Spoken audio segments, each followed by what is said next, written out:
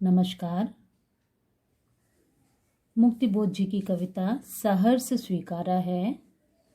इसके पहले भाग में हम लोगों ने कविता का प्रथम अनुच्छेद पढ़ा है और अब क्रमशः उसको आगे।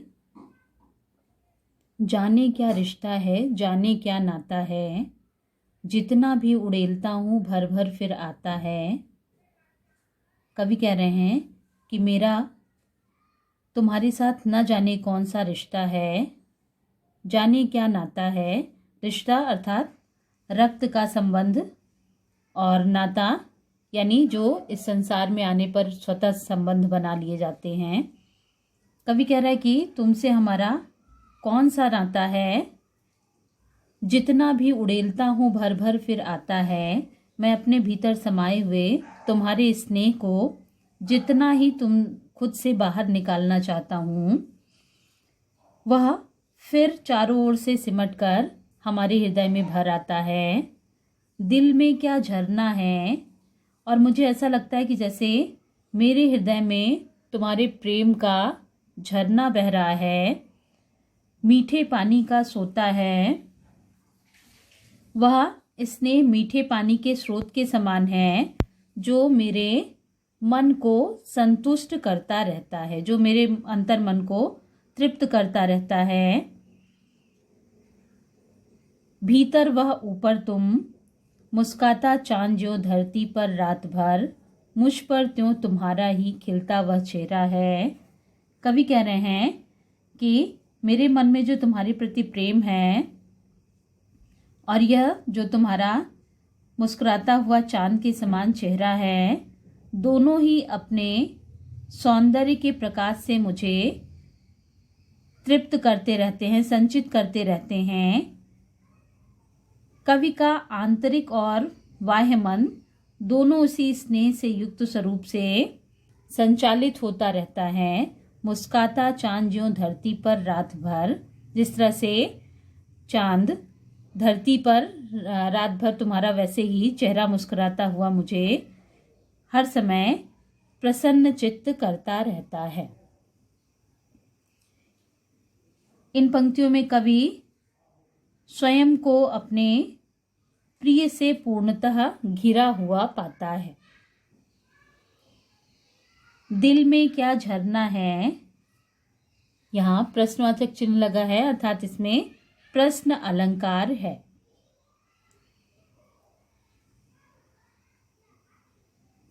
भर भर, इसमें भर ये शब्द 2 बार आया है, इसलिए इसमें पुनरुक्ति प्रकाश अलंकार है। जितना भी उड़ेलता हूँ भर भर फिर आता है। इस पंक्ति में विरोधाभास अलंकार पूरी तरह से स्पष्ट दिखाई दे रहा है। कवि जितना ही अपने स्नेह को बाहर निकालना चाहता है, उड़ेलना चाहता है, वह पुनः उनके हृदय में भर आता है। मीठे पानी का सोता है। इस पंक्ति में रूपक अलंकार है।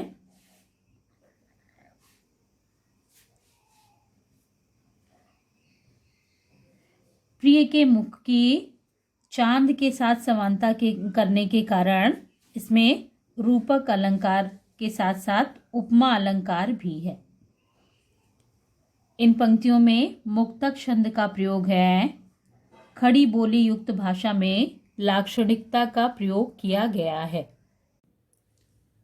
सचमुच मुझे दंड दो कि भूलूं मैं तुम्हें भूल जाने की।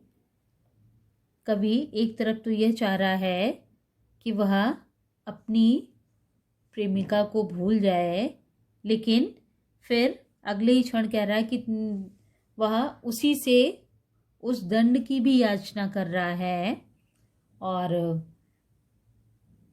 दंड में वह दक्षिण ध्रुवी अंधकार अमावस्या, यानी दक्षिण ध्रुव में जो अंधकार लगभग 6 महीने का लगातार रहता है, तो उस अंधकार को जो अमावस्या की तरह है, उसे वह पाना चाहता है दंड स्वरूप। शरीर पर चेहरे पर अंतर में पालूँ मैं, झेलूँ मैं उसी में नहा लूँ मैं। यानी वह उस अंधकार को अपने शरीर हृदय पर पूरी तरह से पा लेना चाह रहा है और इसका एकमात्र कारण वह अपने प्रिय के स्नेह के उजाले को मानता है, जिससे वह पूरी तरह से घिर गया है, परिवेष्टित चारों तरफ से वह उस प्रेम के उजाले में घिर गया है। इसलिए रहने का रमणीय यह उजेला अब सहा नहीं जाता। इसलिए उसे ऐसा लग रहा है कि उसकी प्रिया के स्नेह से जो वो पूरी तरह से परिवेष्टित और आच्छादित है, वह उससे नहीं सहा जा रहा है, सहा नहीं जाता। यानी जो उसे एक तरह से कमज़ोर बना रही है और कवि आत्मनिर्भर बनना चाह रहा है, इसलिए वह चाहता है कि उसकी प्रेमिका उसे दंड दे, और दंड भी दक्षिण ध्रुवीय अंधकार की अमावस्या के समान।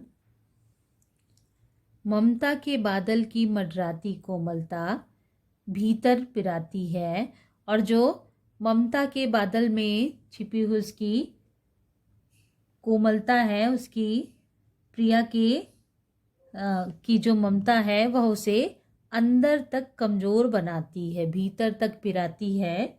यानी उसे वो पूरी तरह से कमज़ोर बना रही है, जिसके कारण उसकी आत्मा असमर्थ हो गई है। उसे इस कारण से कमज़ोर और अक्षम अब हो गई है आत्मा। यह छटपटाती छाती की भवितव्यता डराती है।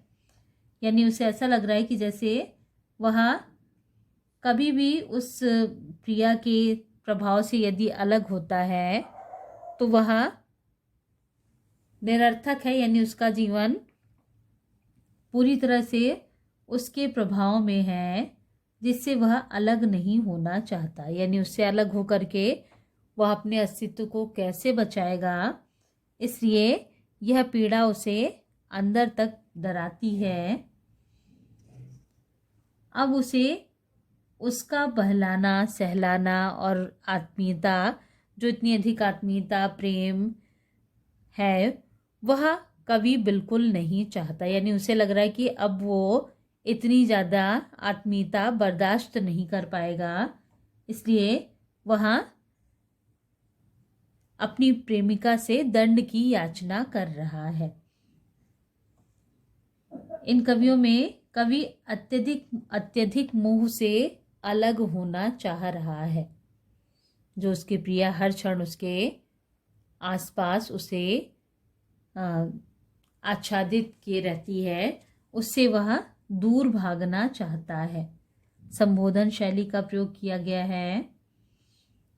खड़ी बोली में सशक्त अभिव्यक्ति है, जिसमें तत्सम शब्दों की बहुलता है।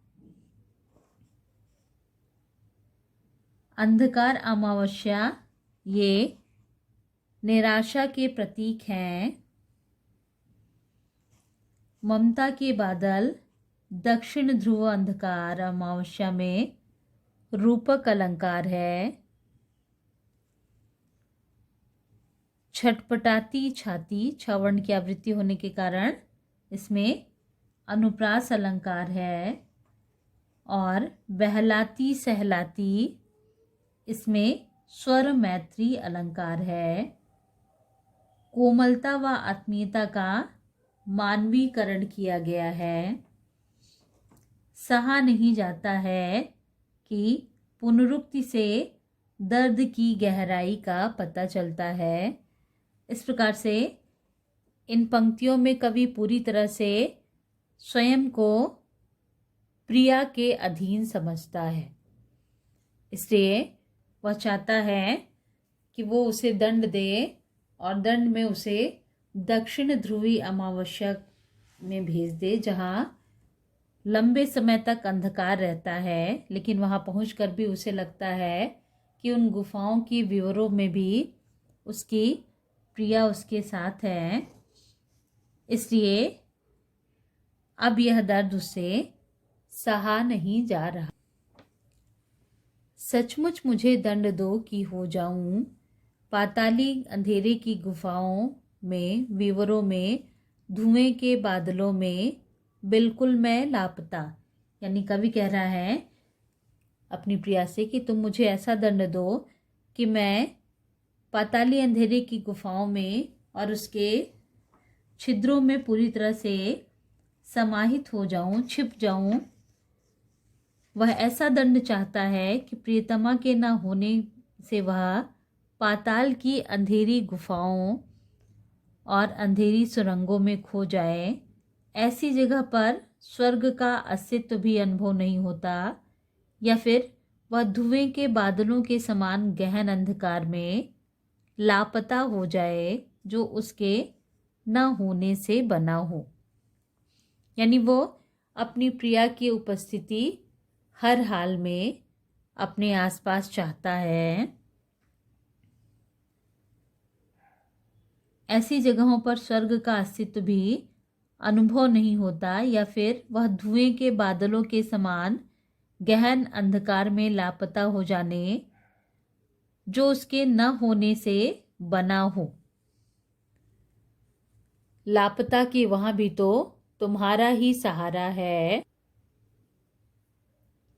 लापता की वहां भी तो तुम्हारा ही सहारा है, इसलिए कि जो कुछ भी मेरा है या मेरा जो होता सा लगता है, होता सा संभव है, सभी वह तुम्हारे ही कारण के कार्यों का घेरा है। यानी कवि को ऐसा लग रहा है कि उन अंधेरे गुफाओं के विवरों में भी वहाँ भी उसके साथ उसकी प्रिया का साथ है, इसलिए स्वयं का अस्तित्व उसे अनुभव नहीं होता, या फिर वह धुएं के बादलों के समान गहन अंधकार में लापता हो जाए जो उसके न होने से बना हो। ऐसे स्थानों पर भी उसे अपने सर्वाधिक प्रिय स्त्री का ही सहारा है। उसके जीवन में जो कुछ भी है या जो कुछ उसे अपना सा लगता है, वह सब उस प्रिया के कारण ही है, ऐसा उसे महसूस होता है। उसकी सत्ता, स्थितियाँ, भविष्य की उन्नति या अवनति, सभी संभावनाएं प्रियतमा के कारण है।